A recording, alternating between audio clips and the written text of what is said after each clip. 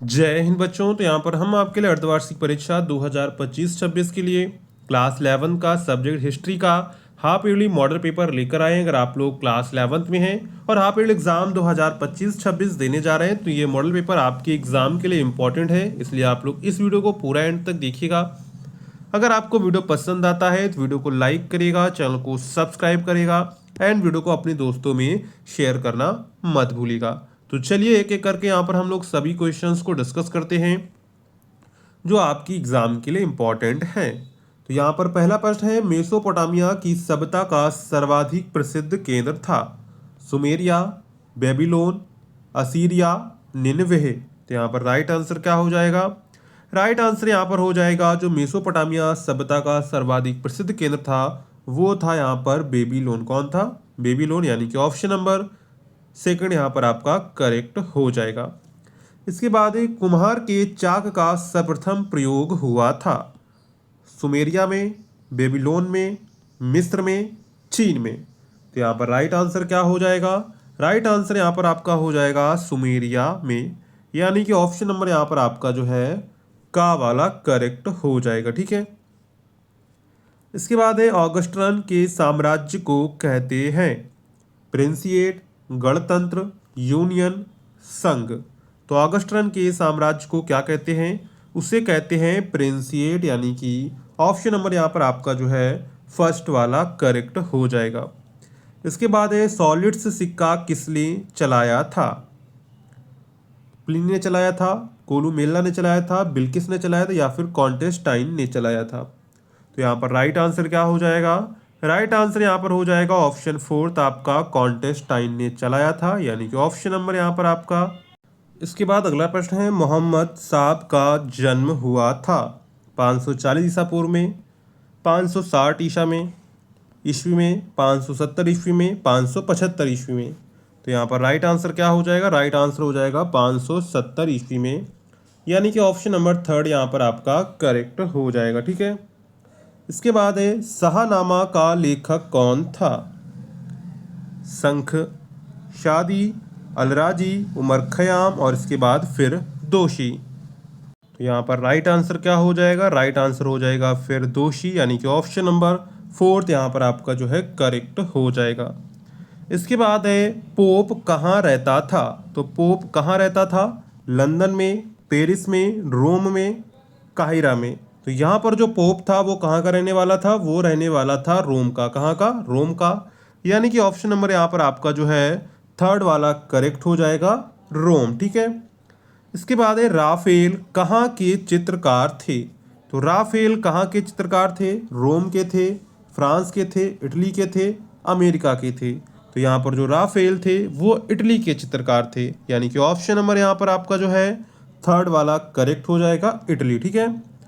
इसके बाद है, द प्रिंस ग्रंथ का लेखक था? दांते, सर्वेंटीज, मैकियावली और इसके बाद है चुकेसियो? तो यहाँ पर राइट आंसर क्या हो जाएगा? राइट आंसर यहाँ पर हो जाएगा मैकियावली, यानी कि ऑप्शन नंबर थर्ड यहाँ पर आपका जो है करेक्ट हो जाएगा। इसके बाद है, आर्थिक संस्था का आधार क्या था? श्रेणी, धन, मेनर, लॉर्ड? तो यहाँ पर राइट आंसर क्या हो जाएगा? राइट आंसर यहाँ पर हो जाएगा ऑप्शन नंबर थर्ड, मेनर। क्या हो जाएगा?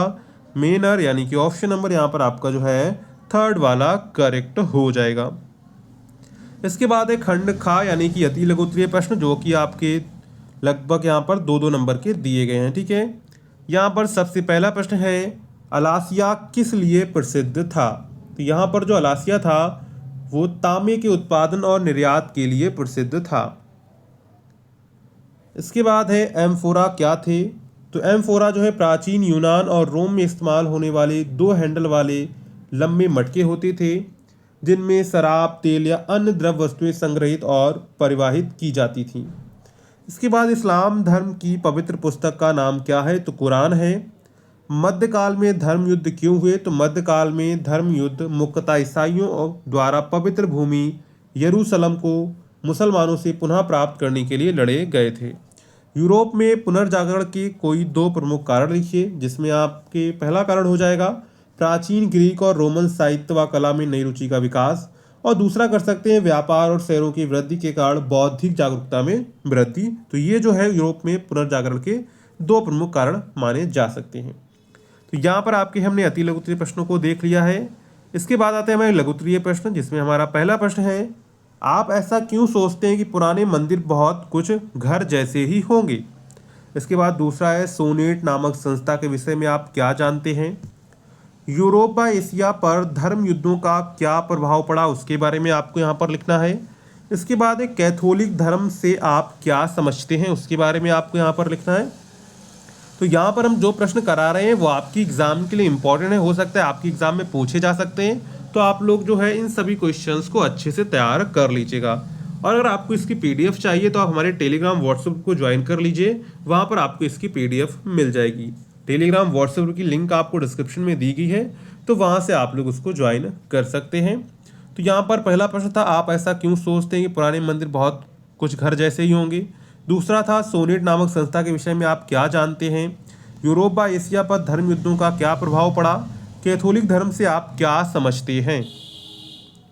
इसके बाद था इसी में आपका, मानवतावादी विचारों के क्या विलक्षण होते हैं, वो आपको लिखना था। पुनर्जागरण की विशेषताएं आपको बतानी थी।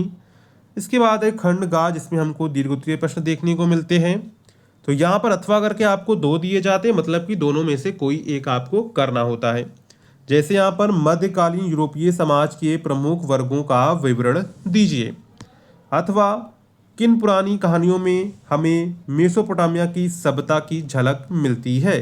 तो इन दोनों में से आपको कोई एक करना है। और अगर आपने अभी तक वीडियो को लाइक नहीं किया तो वीडियो को लाइक कर दीजिए, चैनल को भी सब्सक्राइब कर दीजिए और कमेंट करके जरूर बता दीजिए कि आपको ये क्वेश्चन पेपर कैसा लगा। इसके बाद इसी में अगला है, वास्तुकला के क्षेत्र में रोमन लोगों की देन पर प्रकाश डालिए। अथवा, विजेंटाइन साम्राज्य के बारे में संक्षेप में लिखिए। तो यहाँ पर आपको दो प्रश्न दिए गए हैं, दो में से आपको कोई एक यहाँ पर करना रहेगा, ठीक है। इसके बाद इसी में अगला है आपका, मेसोपोटामिया की सभ्यता का वर्णन निम्नलिखित बिंदुओं के आधार पर कीजिए। अथवा, रास्ते पर पड़ने वाले नगरों का उल्लेख करते हुए समरकंद के दमिश्क तक की यात्रा का वर्णन कीजिए। तो यहाँ पर इन दोनों में से आपको कोई एक यहाँ पर करना है। इसके बाद खंड एंग्या है, जिसमें आपको जो है मानचित्र पर दर्शाना है ये सारी जो तिथियां हैं, इस दिन क्या हुआ था, इस दिन क्या हुआ था, इस दिन क्या हुआ था, इनकी सबकी आपको तिथियों के दिन लिखने हैं। इसके बाद दिए गए विश्व के मानचित्र में निम्न के स्थानों का अंकन इस चिन्ह द्वारा कीजिए तथा उनके नाम भी आपको लिखने हैं, ठीक है। इनका आपको क्या करना है, विश्व मानचित्र में इस चिन्ह के द्वारा जो है अंकन आपको करना है। तो ये आपका जो है क्लास 11th का हमने हिस्ट्री का हाफ ईयरली मॉडल पेपर देखा। अगर आपको ये मॉडल पेपर पसंद आया हो, समझ में आया हो, तो वीडियो को लाइक करिएगा, ठीक है। चैनल को सब्सक्राइब करिएगा एंड वीडियो को जो है दोस्तों में शेयर करना मत भूलिएगा, ठीक है। तो चलिए मिलते हैं नेक्स्ट वीडियो में, तब तक के लिए जय हिंद बच्चों।